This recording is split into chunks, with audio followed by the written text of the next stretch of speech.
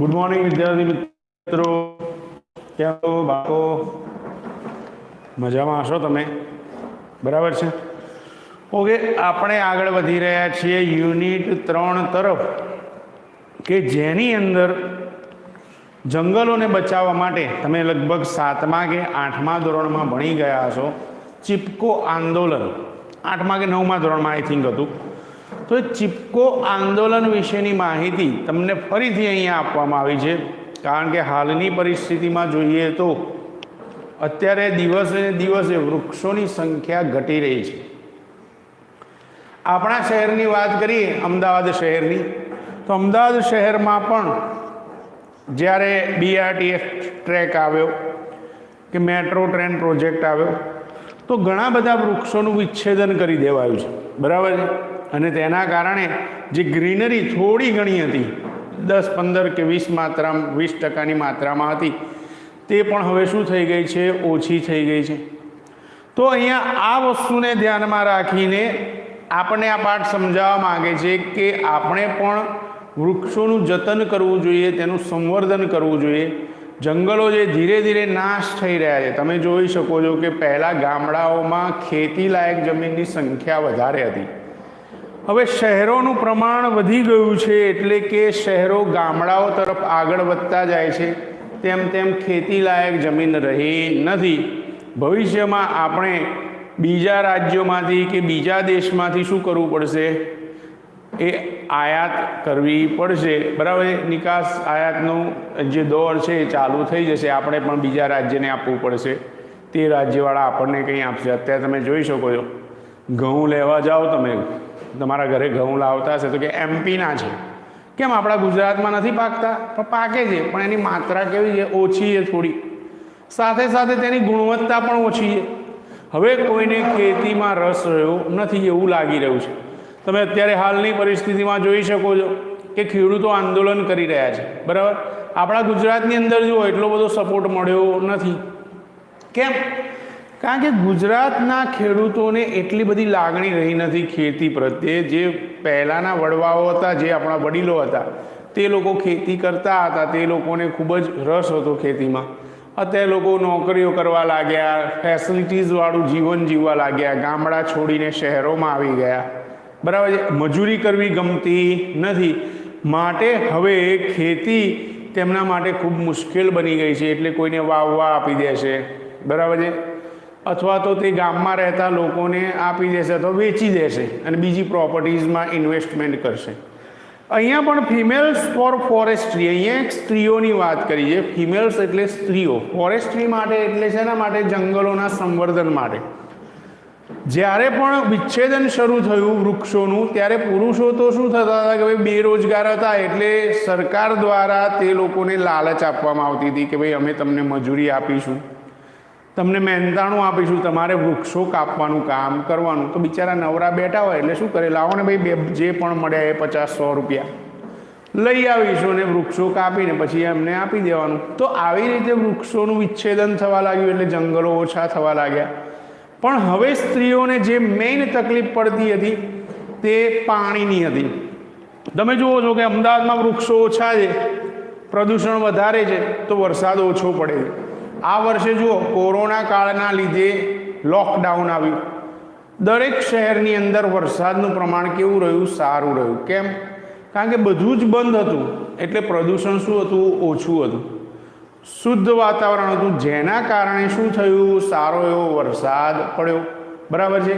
તમે દરેક રાજ્યની અંદર જોઈ શકો છો, દરેક શહેરોમાં સારો એવો વરસાદ પડ્યો છે. તો અહીંયા આ સ્ત્રીઓને મુશ્કેલી એ પડતી હતી, જેમ જેમ વૃક્ષો ઘટી રહ્યા હતા, વિચ્છેદન વધી રહ્યું હતું, તેથી તેમને પાણી લેવા માટે, પોતાના પશુપાલન કરવા માટે કે પોતાના ઘર માટેના વપરાશ માટે પાણી લેવા માટે ઘણા બધા કિલોમીટર દૂર ચાલીને જવું પડતું હતું. કારણ કે તેમના ત્યાં જે જળાશયો હતા એ સુકાઈ જતા હતા. જો વરસાદ જ ના પડે તો જળાશયમાં પાણી ક્યાંથી આવવાનું? તો અહીંયા તેમને મુશ્કેલીનો સામનો કરવો પડતો હતો. માટે અહીંયા સ્ત્રીઓએ એક સંઘની રચના કરી, જેને નામ આપ્યું મહિલા મંગલ દળ. અને આ મહિલા મંગલ દળમાં સ્ત્રીઓએ એક જૂથ બનાવ્યું, એક સમૂહ બનાવ્યો ગામડાની સ્ત્રીઓએ, અને બધા લોકોએ ભેગા મળીને વૃક્ષોનું સંવર્ધન કરવા, જંગલોનું સંવર્ધન કરવા, તેનો બચાવ કરવા માટે તે લોકોએ એક પછી એક જંગલોમાં રોકાઈને તેને બચાવવાનો પ્રયત્ન કરવાનું શરૂ કર્યું અને તેના કારણે ખૂબ મોટી સફળતા પ્રાપ્ત થઈ, જેથી તે લોકોએ આ વૃક્ષોને બચાવવા માટે, જંગલોને બચાવવા માટે જે પગલું ભર્યું હતું તેમાં તે લોકોએ અદ્ભુત સફળતા પ્રાપ્ત કરી અને તેની અંદર જે 2 લીડર્સ હતા, તહેરી ગરવાલ જે ઉત્તરકાશી અથવા તો આપણે જેને ઉત્તરાખંડનો પ્રદેશ કહીએ છીએ તો ત્યાંના 2 મહાનુભાવો હતા. પહેલા હતા શ્રી સુંદર બહુગુણા, જેનું નામ તમે સાંભળ્યું હશે, અને બીજું હતું શ્રી ચંડી પ્રસાદ.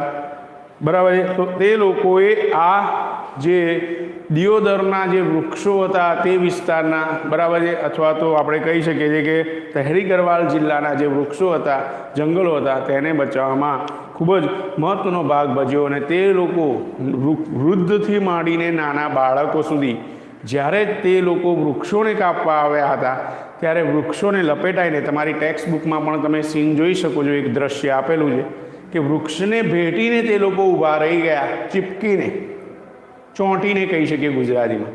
તો એટલા માટે આ આંદોલનને ચીપકો આંદોલન એવું નામ આપવામાં આવ્યું અને ત્યારબાદ ઘણા બધા જગ્યાએ અહીંયા મહિલા મંગલ દળ દ્વારા એક વૃક્ષોનું વાવેતરનું પ્લાનિંગ પણ કરવામાં આવ્યું, ટ્રી પ્લાન્ટેશન, જેમાં તે લોકોએ સરકારને મદદ કરવા માટે 15,000 જેટલા ખાડા ખોદી કાઢ્યા કે જેની અંદર તે લોકો શું કરી શકે, વૃક્ષો વાવી શકે.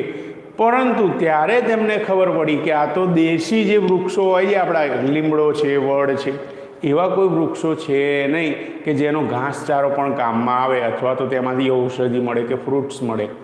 આ તો કેવા છે તો કે જે ઇન્ડસ્ટ્રીયલ કામોમાં આવે છે, બરાબર છે, પ્લાયવુડ બનાવવાના અને એવા વૃક્ષો છે જે ફોરેન કન્ટ્રીઝમાંથી લાવેલા છે.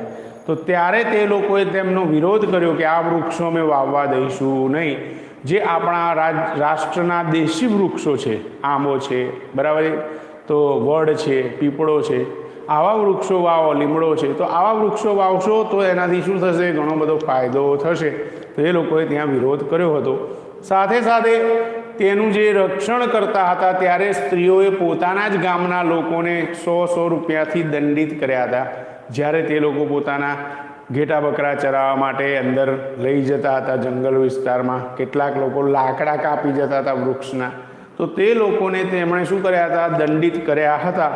તો આવી રીતે સ્ત્રીઓની જે સશક્તિકરણની જે તાકાત છે તે અહીંયા આ પાઠમાં દર્શાવેલી છે અને આ સ્ત્રીઓએ પોતાના સશક્તિકરણ દ્વારા વૃક્ષોને બચાવવાનો ખૂબ જ મહત્ત્વનો પ્રયત્ન કર્યો હતો.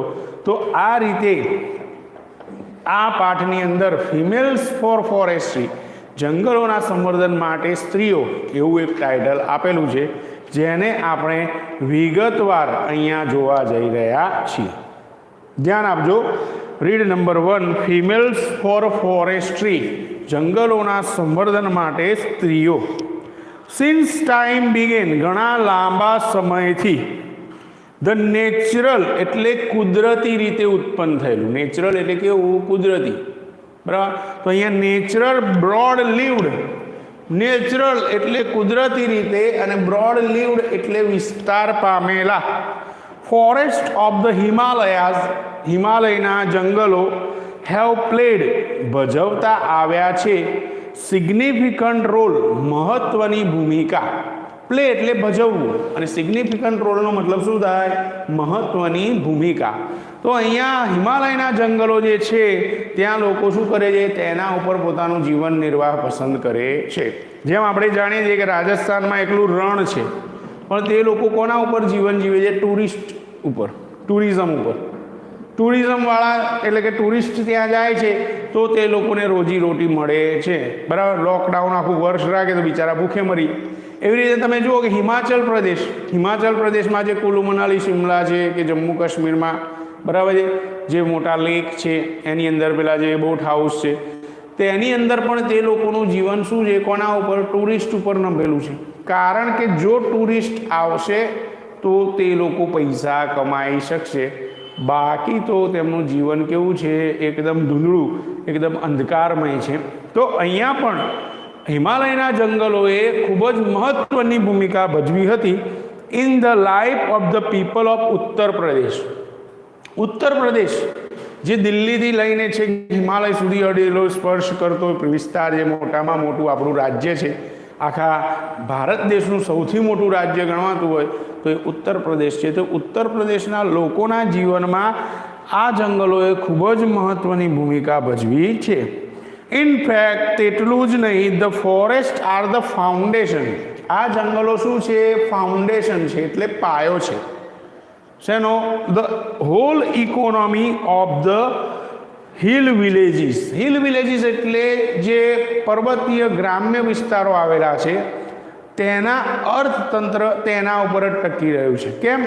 કારણ કે ઔષધિઓ લાવીને વેચતા હોય, મધ જેવી વસ્તુ લાવીને વેચતા હોય, લાકડા લાવીને વેચતા હોય, આ બધી જ વસ્તુ, ફ્રૂટ્સ છે, નટ્સ છે, આ બધી જ વસ્તુ ક્યાં મળે છે? જંગલોની અંદર. તો અહીંયા તે લોકો માટે તેમના અર્થતંત્રનો જો પાયો ગણવામાં આવતું હોય તો તે શું છે? આ જંગલ વિસ્તાર છે. Green leaves and grass. લીલું ઘાસ અને લીલા પાંદડા. ફોર એક્ઝામ્પલ, ઉદાહરણ તરીકે જોઈએ તો પ્રોવાઈડ ફોડર, ઘાસચારો પૂરો પાડે છે. ફોર ધ એનિમલ્સ, પ્રાણીઓ માટે. પ્રાણીઓ માટે શું કરે છે? ઘાસચારો પૂરો પાડે છે. કઈ બે વસ્તુઓ? તો કે લીલું ઘાસ અને લીલા પાંદડા. તમે અહીંયા પણ જોઈ શકો છો કે જે લોકો પશુપાલન કરતા હશે વેચાતું ઘાસ લાવતા હશે, ગામડામાં પોતાના ખેતરમાં ઉગાડતા હશે, છે કે નહીં? અહીંયા તમે શહેરી વિસ્તારની અંદર ઘણા બધા રબારી લોકો રાખે છે ગાયો ભેંસો, તો ભરવાડ લોકો, તો એ લોકો શું કરે છે? ગાયો ભેંસો ચરાવવા માટે શહેરની બહારના વિસ્તારોમાં જાય. તો આવી રીતે ઘાસચારો પૂરો પાડવા માટે શું વસ્તુ જરૂરી છે? લીલા પાંદડા અને લીલું ઘાસ. તો અહીંયા તે પૂરું પાડે છે. હુઝ ડંગ, કે જેનું છાણ, ડંગ એટલે છાણ, મળમૂત્ર કહી શકીએ, ઇઝ યુઝડ, ઉપયોગમાં લેવાય છે, એઝ અ ફર્ટિલાઇઝર, ખાતર તરીકે, ફોર ધ ક્રોપલેન્ડ. ક્રોપલેન્ડ એટલે શું થાય? તો કે બિન ઉપજાઉ જમીન. જ્યાં કોઈ ઉપજ ના થતી હોય તો ત્યાં ફર્ટિલાઇઝર, ખાતર નાખીને આપણે તેને કેવી બનાવી શકીએ? ઉપજાઉ બનાવી શકીએ છીએ. ગામડાઓમાં તમે જોતા હશો, ક્યાંક જઈને જોશો તો એ લોકો શું કરતા હશે? ખાતર નાખતા હશે. પોતાનું પશુપાલન હોય તો એનું છાણનું ખાતર ભેગું થયું હોય ઉકરડામાં, તો એને લઈને શું કરે? ખેતરમાં પાથરી દે, જેથી એ જમીન કેવી બની જાય? ફળદ્રુપ બની જાય. એના પછી જે ખેતી કરો તેની વાત જ કંઈક અલગ હોય. તેમાં એટલી બધી ઉપજ ઉત્પન્ન થાય કે તેનાથી ઘણો બધો લાભ થઈ શકે છે. પણ અત્યારે તો તમે રાસાયણિક ખાતરો પણ જોઈ શકો છો, યુરિયા છે, બરાબર છે? તો આવી રીતે યુરિયા ખાતરનોને ઉપયોગ કરતા હોય છે બધા. તો અહીંયા આ બાબતને દર્શાવે છે કે આ જંગલોમાંથી જે ઘાસચારો મળે છે, આ ઘાસચારાથી તે લોકો પશુપાલન કરે છે અને પશુપાલન દ્વારા તેનું જે છાણ મળે છે તેના દ્વારા તે લોકો જમીનને ઉપજાઉ બનાવી શકે છે. For the croplands. તો કહે છે કે જે ઉપજ ઉત્પન્ન કરવા માટે તે લોકો શું કરે છે? એને ફળદ્રુપ બનાવી શકે છે. Dry twigs and branches. Dry એટલે સૂકા, ડ્રાય એટલે કેવા? એકદમ સુકાઈ ગયેલા. ટ્વિગ્સ એટલે જાડી ઝાંખરા, જાડી હોય, જાડી ઝાંખરા હોય જે તે. એન્ડ બ્રાન્ચીસ એટલે ડાળીઓ. Are the only source of domestic cooking fuel. તે ગ્રામ્ય વિસ્તારનું જે રસોઈ માટેનું ઈંધણ હોય તો તેનો એકમાત્ર સ્ત્રોત છે. ગામડામાં તમે જોશો તો લેડીઝ મોટા ભાગે શું કરતી હોય? 2-3 દિવસે જંગલના વિસ્તારો કે ખેતરના વિસ્તારોમાં શું કરવા જતા હોય? લાકડા લેવા જતા હોય અને આખો ભારો બાંધીને લાવતા હોય, જેનાથી તે લોકો શું કરે? રસોઈ કરે. અત્યારે તો ઘણું બધું ડેવલપ થઈ ગયું છે. અત્યારે તો તમે જોઈ શકો છો કે પેલા શું કહેવાય કે રાંધણ ગેસના પ્લાન્ટ પણ નાખી દીધા છે. હવે સિલિન્ડર પણ લોકો વાપરે છે, કેરોસીનનો ઉપયોગ કરે છે. પણ પહેલાંના જમાનામાં ચૂલા ઉપર જ જમવાનું બનાવતા હતા. તો એ લોકો દર 2 દિવસે કે 1 દિવસે શું કરતા હોય? ગામડાના જે દૂરના વિસ્તારો હોય ત્યાં જાય, સુકાઈ ગયેલા લાકડા હોય એનો આખો ભારો કરીને તે પોતાના માથે ઉચકીને લાવતા હોય કે જેનો ઉપયોગ તે કુકિંગ ફ્યુઅલ તરીકે, એટલે કે રસોઈ માટેના ઈંધણ તરીકે કરી શકે. ધ ફોરેસ્ટ ઓલ્સો પ્રોવાઈડ, આ જંગલો પૂરું પણ પાડે છે લાર્જ સપ્લાઈઝ, વિશાળ માત્રામાં, ઓફ ફ્રૂટ્સ એટલે કે ફળો, એડિબલ નટ્સ એટલે ખાદ્ય બીજ. બદામ શું છે? એક પ્રકારનું બીજ છે. શું છે? બીજ. તો એ બીજ પૂરા પાડે છે. ફાઇબર્સ એટલે રેસા, કોઈ પણ ફ્રૂટ્સ જો રેસાવાળું હશે, જેમ કે નારંગી, મોસંબી છે, બરાબર છે, એવી રીતે પેલું શું કહેવાય પાઇનેપલ છે, તો એમાં શું રહેલા છે? રેસા રહેલા છે. તો એવા ફાઇબર્સ પૂરા પાડે છે. એન્ડ હર્બ્સ અને ઔષધિ પૂરી પાડે છે ફોર લોકલ કન્ઝમ્પશન્સ, સામાન્ય જીવન નિર્વાહ ચલાવવા માટે. ત્યાંનો જે શું કહી શકાય કે એક લોકલ ત્યાંનો સામાન્ય જે રાજ્ય હોય અથવા તો જે વિસ્તારનો જીવન જે નિર્વાહ હોય તેને ચલાવવા માટે તે લોકો આ બધી વસ્તુઓ પૂરી પાડે છે. ધ ફોરેસ્ટ બ્રેક, આ જંગલો તોડી નાખે છે, વિભાજિત કરી દે છે. The flow of the seasonal rainfall, જે જંગલોની અંદર પુષ્કળ માત્રામાં વરસાદ પડે. તમે પેલું પિક્ચર જોયું છે કેદારનાથ, બરાબર છે, ત્યાં શું થયું હતું? આખું વાદળ ફાટવાથી પુષ્કળ માત્રામાં પાણી જે આવ્યું હતું તેના કારણે આખા પહાડો ધોવાઈ ગયા હતા, અને જે પૂર આવ્યું હતું નદીની અંદર અથવા તો જે નીચાણવાળા વિસ્તારોમાં, ત્યાં તમે જોયું છે કે બધું તણાઈને જતું હોય છે, મોટા મોટા પથ્થરો તણાઈ જતા હોય છે. તો આવી રીતે they break the flow of the seasonal rainfall, ઋતુગત વરસાદ. સિઝનલ રેનફોલ એટલે શું થાય? ઋતુગત વરસાદ જે પડતો હોય છે તેની જે ફ્લો, તેનો જે પ્રવાહ છે તેને તે તોડી નાખે છે. ધેટ કે જે લેશિસ, ઢસડી જતા હોય છે. લેશિસ એટલે શું કરી જવું? ઢસડી જવું. The slopes of the mountain range every year, દર વર્ષે આ પર્વતમાળાના જે જંગલો રહેલા છે તે જંગલોના વૃક્ષો આ ઢોળાવ જે હોય છે તેને ઢસડી જતા શું કરે છે? બચાવે છે. ઘણી બધી જગ્યાએ તો તમે જુઓ, હિમાચલ પ્રદેશમાં જાઓ તમે ચોમાસા દરમિયાન, તો આખા પહાડ આમ ઢસડાઈ જતા હોય છે, બરાબર છે. ભૂસ્ખલન થાય ત્યારે આખું ઝાડના મૂળ સાથે આખું ઝાડ લઈ રહ્યા હોય. એ ઝાડ તો મોટાભાગે દેવદારના વૃક્ષો છે હિમાચલમાં ને જમ્મુ કાશ્મીરમાં. તો અહીંયા આ વૃક્ષોને શું કરે છે? ભૂસ્ખલન થવાથી, કારણ કે ત્યાં પથ્થર અને માટીનું મિશ્રણના પહાડ બનેલા છે, વરસાદ પડે એટલે માટી શું થઈ જાય? ધોવાઈ જાય. હવે પેલા મોટા મોટા સાઇઝના જે પથ્થરો હોય એનું વજન વધારે હોય ને ઢોળા ઉપર હોય, એટલે શું થશે? ભૂસ્ખલન થશે. એટલે આખા વૃક્ષો સાથે આખા પહાડ શું થાય છે? નીચે ઢસડાઈને આવતા હોય છે. ઘણી બધી જગ્યાએ તો હોનારત થવાથી ઘણા વાહનો પણ તેની લપેટમાં આવી જાય છે, ઘણા મકાનો પણ લપેટમાં આવી જાય છે, અને લોકોનું આર્થિક રીતે તો નુકસાન થાય છે, પણ એમના જીવનું પણ જોખમ થઈ જતું હોય છે. તો આવી રીતે દર વર્ષે જે માઉન્ટેન રેન્જ પર્વતમાળાઓ છે તેને બચાવવાનું કામ પણ કોણ કરે છે? વૃક્ષો કરે છે. કેમ? કારણ કે જો વૃક્ષો હોય તો તેનાથી જમીનનું ધોવાણ શું થઈ જાય? અટકી જાય.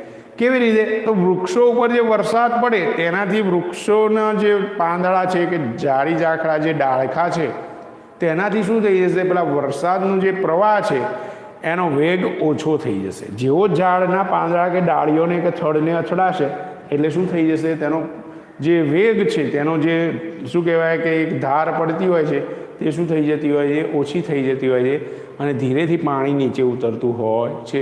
તો તેના કારણે જમીનનું ધોવાણ શું થઈ જાય છે? ખૂબ મોટા પ્રમાણમાં અટકી જતું હોય છે.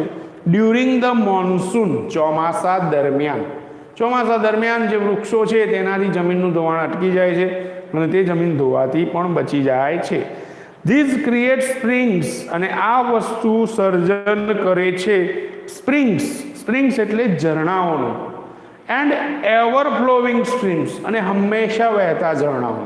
તમે જોશો કે પહાડી વિસ્તારોમાં જેમ કે શિમલા છે કે જમ્મુ કાશ્મીર છે, ત્યાં નાના પ્રવાહથી એક નદી બનતી હશે.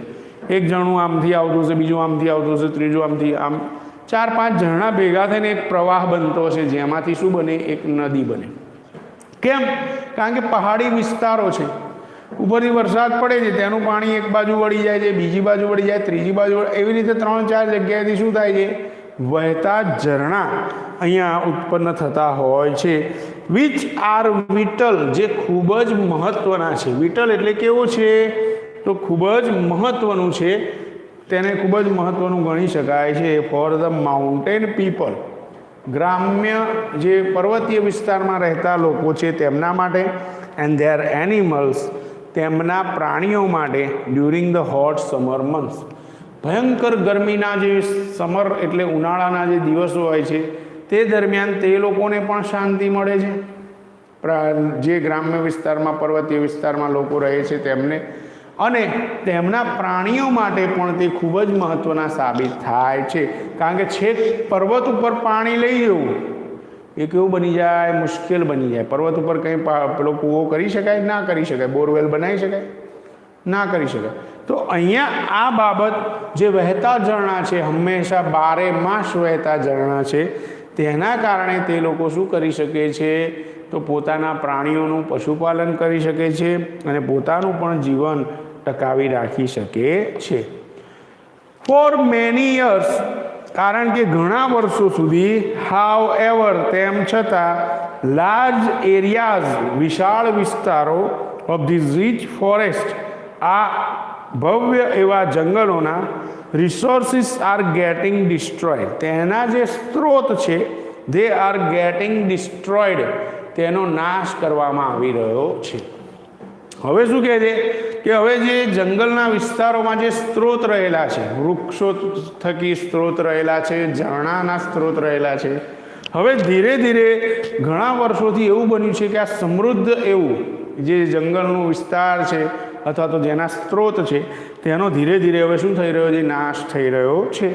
ફોર એક્ઝામ્પલ, ઉદાહરણ તરીકે જોઈએ તો, the forest of Tehri Garhwal, Tehri ગરવાલનો જે વિસ્તાર છે એક જિલ્લાનો, તેના જે જંગલો છે તે વેર એક્સપ્લોઇટેડ, તેનો નાશ કરાઈ રહ્યો હતો, ટુ સપ્લાય ટિમ્બર, ટિમ્બર એટલે ઇમારતી લાકડું. ટિમ્બરનો મતલબ શું થાય? ઇમારતી લાકડું, જેના આપણે ઉપયોગો ઘણા બધા કરીએ છીએ, જેમ કે સ્પોર્ટ્સના સાધનો બનાવવા માટે, ફર્નિચર બનાવવા માટે, દરવાજા બારી બનાવવા માટે. તો આવી રીતે એ ટિમ્બર માટે તેનો ઉપયોગ થઈ રહ્યો હતો અને તે સ્ત્રોત જે છે તેને શું કરાતા હતા? ડિસ્ટ્રોયડ. ડિસ્ટ્રોયડનો મતલબ શું થશે? નાશ કરવો.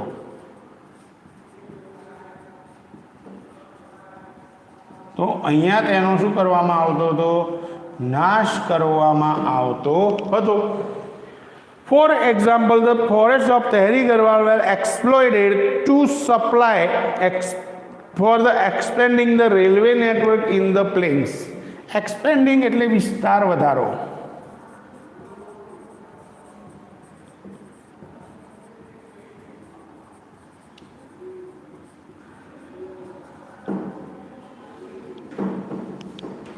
તો અહીંયા જંગલોની અંદર, પહાડી વિસ્તારોની અંદર રેલવેનો વિસ્તાર વધારવા માટે, જે પ્લેન વિસ્તારો હતા એટલે કે મેદાની વિસ્તારો હતા, ત્યાં રેલવે પ્રવાહને વધારવા માટે તે લોકોને શેની જરૂર હતી? લાકડાની. કેવી રીતે? તો તમે જોઈ શકો છો કે પહેલાંના જમાનામાં જે રેલવે ટ્રેક હતા હજી પણ ત્યાં આવી રીતે વચ્ચે શું કરેલા હોય છે? લાકડા નાખેલા હોય છે. તમે જોઈ શકો છો.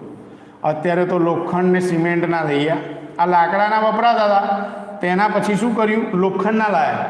પણ લોખંડ શું થઈ જાય? ચોમાસામાં પાણીની અંદર કટાઈ જાય એટલે આખો રેલવે ટ્રેક ગમે ત્યારે શું થઈ જાય? બ્રેક થઈ જાય. ત્યાર પછી સિમેન્ટના લાયા. અત્યારે તમે જુઓ છો કે આરસીસી સિમેન્ટથી ભરેલા બનાવેલા હોય છે. હમણાં નવો રેલવે ટ્રેક નાખ્યો આપણો, બરાબર છે. અહીંયા તમે જોઈ શકો છો કુબેરનગરવાળો જે ટ્રેક છે, ત્યાં તમે નરોડાથી લઈને હિંમતનગર રાજસ્થાન સુધીનો ટ્રેક છે, ત્યાં તમે જોઈ શકો છો. તો તેની અંદર સિમેન્ટના નાખેલા છે. પણ પહેલાંના જમાનામાં આ રેલવે ટ્રેકનો વિસ્તાર વધારવા માટે તે લોકો શેનો ઉપયોગ કરતા હતા? ઇમારતી લાકડાનો, ટિમ્બરનો. જે લાકડું 12 માસ ગરમીમાં રહે, ઠંડીમાં રહે કે ચોમાસાના પાણીમાં ડૂબેલું રહે, પણ તેને કોઈ અસર થાય નહીં. જે મેં તમને કહ્યું કે ભાઈ દેવદારના વૃક્ષો, ત્યાં તમે જઈને જોશો, કદાચ કોઈક દિવસ ભવિષ્યમાં જાઓ તો જોજો કે ત્યાંની હોટલોનું જે ફ્લોરિંગ હોય ને એ પણ વુડનું બનાવેલું હોય. વુડ ફ્લોરિંગ હોય એટલે કે લાકડાનું ફ્લોરિંગ હોય. ત્યાં તમે જુઓ તો પોલિશ કરીને એવું બનાવેલું હોય જાણે કે ટાઇલ્સ લગાવેલી હોય એવું ફ્લોરિંગ લાગે. ત્યાંનું ફર્નિચર એટલું કિંમતી હોય. તમે કુલુ મનાલી કે શિમલા જાઓ, અમે તો અનુભવ કરેલો છે, તો તમે તે જગ્યાએ જાઓ તો તમને ખબર પડે કે સાલું કેટલું અદ્ભુત છે. આ વૃક્ષ કેટલા મહત્ત્વના છે અને એટલા ગીચ જંગલો આવેલા છે. છેક તમે પંજાબથી લઈને સ્ટાર્ટ થાય, પંજાબથી લઈને છેક જમ્મુ કાશ્મીરથી પાકિસ્તાન સુધી દેવદારના વૃક્ષોના જ જંગલો આવેલા છે. જે તમે શંકુ આકારના જોઈ શકો છો એ દેવદારના વૃક્ષો છે, જે ખૂબ જ કિંમતી ઇમારતી લાકડું ધરાવે છે. તો આવી રીતે આ નેટવર્કને વધારવા માટે જે પ્લેન્સ વિસ્તાર, પ્લેન્સ એટલે શું કહેવાય? મેદાની વિસ્તારો. અહીંયા લખી દઈએ જેથી તમને ખબર પડે. પ્લેન્સનો મતલબ થશે મેદાની વિસ્તારો. તો અહીંયા જે ઉત્તર પ્રદેશના વિસ્તારમાં આવેલા મેદાની પ્રદેશો હતા, ત્યાં તેમને રેલવે ટ્રેકને આગળ વધારવો હતો. કોઈ શહેર તરફ જતો હોય તો બીજા શહેરને જોડવા માટે ત્યાં વિસ્તાર વધારવાનો હોય.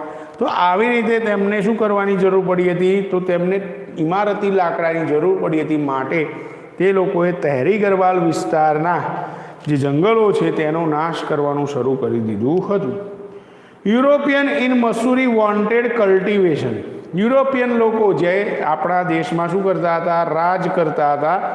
તો તે લોકો ઇન મસૂરી, મસૂરી નામના વિસ્તારની અંદર વોન્ટેડ ઈચ્છતા હતા કલ્ટિવેશન. કલ્ટિવેશન એટલે ખેતી કરવી.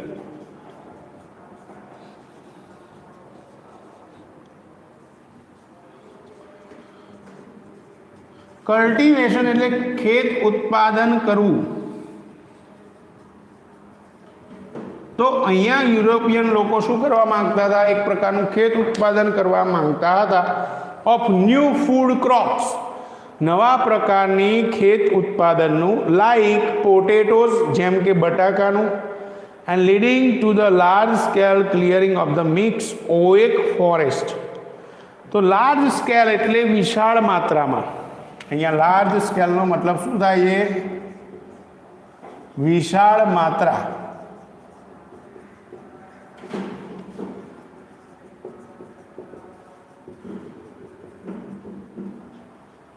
તો તેમણે વિશાળ માત્રામાં મિક્સ્ડ એટલે મિશ્રિત અને ઓએક ફોરેસ્ટ.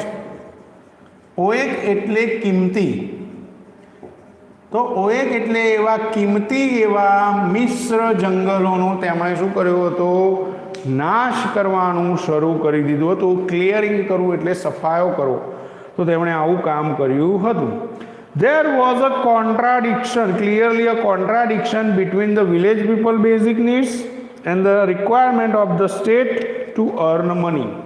ગામડાના લોકોની રિક્વાયરમેન્ટ, જરૂરિયાતો વધારે હતી, જે શેના ઉપર આધારિત હતી? જંગલો ઉપર આધારિત હતી. તો તેની વચ્ચે એક શું થયું હતું? કોન્ટ્રાડિક્શન એટલે મતભેદ થયો હતો. અને બીજું, the requirement of the state, ગુજરાતની જેમ રાજ્ય સરકાર છે તેમ ઉત્તર પ્રદેશની રાજ્ય સરકાર જે હતી તેની અર્ન મની, પૈસા કમાવાની નીતિ વચ્ચે મતભેદ સર્જાયો હતો. તે સમયે જે રાજ કરનારા લોકો હતા તેમણે શું કર્યું? ભાઈ જંગલો આપી દીધા, જાઓ તમારે કરવું હોય તે કરો. બરાબર? જેમ સરકારે અત્યારે ઉદ્યોગપતિઓને આપી દીધું છે, તમારી ઈચ્છા થાય તેમ પેટ્રોલના ભાવ વધારો. પ્રાઇવેટ સેક્ટરને આપી દીધું છે. તો એમની ઈચ્છા થાય ત્યારે દિવસે દિવસે, બે દિવસે, અઠવાડિયે ભાવમાં શું કરતા રહે? વધારો જ કરતા રહે. સૌથી ઊંચો ભાવ થઈ ગયો 81 રૂપિયા અત્યારે પેટ્રોલનો ભાવ થઈ ગયો. બરાબર? જ્યારે મનમોહનસિંહ સરકાર હતી જ્યારે માત્ર 65 કે 70 રૂપિયા ભાવ થયો હતો, તો એ ઊંચા થઈને ઉછળતા હતા જે રાજકારણીઓ વિરોધ પક્ષના હતા તે. અત્યારે પ્રજાને એટલી લૂંટી રહ્યા છે. એ તો પોતાના ભાવ નક્કી કરતા હતા. તે વખતે બેરલનો ભાવ ઊંચો હતો તો પેટ્રોલ એટલા માટે મોંઘું હતું. અત્યારે બેરલનો ભાવ સાવ ડાઉન છે, નીચો છે. તેમ છતાં 81 રૂપિયા ભાવ ગણવામાં આવે છે પેટ્રોલનો દર લીટરે. કારણ કે પ્રાઇવેટ કંપનીઓને કોન્ટ્રાક્ટ આપી દીધા. તેની સાથે સાથે તે લોકો ટેક્સ લગાવે. જે રાજ્યને જેટલો ટેક્સ લગાવવો હોય, જે પૈસા કમાવા હોય, તે પોતાની જાતે જ નક્કી કરી શકે છે. તો આવી રીતે તે લોકોએ કામ કર્યું છે કે જેને અંદર પણ મતભેદ સર્જાયા. અત્યારે તમે જુઓ ખેડૂતોનું એક આંદોલન ચાલી રહ્યું છે. કારણ કે અહીંયા તે લોકોએ એવા નિયમો તૈયાર કર્યા છે કે જેથી ખેડૂતોને હંમેશા શું થાય, નુકસાન જ થાય. માટે હરિયાણા અને પંજાબ જે ખેતી માટે ખૂબ જ મહત્ત્વના રાજ્યો ગણવામાં આવે છે, તે લોકોએ શું કર્યું છે, તેનો વિરોધ કર્યો છે. તો આવી રીતે ત્યાં એક કોન્ટ્રાડિક્શન, મતભેદ સર્જાયો હતો. તો ગ્રામ્ય લોકોની જે જરૂરિયાતો હતો તેની વચ્ચે અને રાજ્ય સરકાર જે પૈસા કમાવા માગતી હતી તેની વચ્ચે એક પ્રકારનો શું થયો હતો, મતભેદ સર્જાયો હતો. તો આટલે સુધી રાખીએ છીએ. આ મતભેદ સર્જાયો ત્યાં સુધી આપણે રાખીશું, બાકીનું નેક્સ્ટ ટાઈમ ભણીશું. બરાબર છે. આગળનો પાઠ વાંચજો તો મજા આવશે. તમે ગુજરાતીમાં ભણ્યા હતા, થોડું ઇંગ્લિશમાં ભણશો તો ઇમ્પ્રુવમેન્ટ થશે. તમને ખબર તો પડી જ ગઈ છે કે પાઠમાં શું કહેવા માગે છે, પણ ઇંગ્લિશમાં જો વાંચશો તો તમને વધારે ઇન્ટરેસ્ટ પડશે અને ઇંગ્લિશમાં ઇમ્પ્રુવમેન્ટ આવશે કે ના ભાઈ આ ગુજરાતીમાં વાક્ય જે ભણ્યા હતા તેનું ઇંગ્લિશ આવું થાય છે, તો તમને ઘણો બધો ફાયદો થશે. તો નેક્સ્ટ ટાઈમ મળીએ છીએ. Till then take care, by.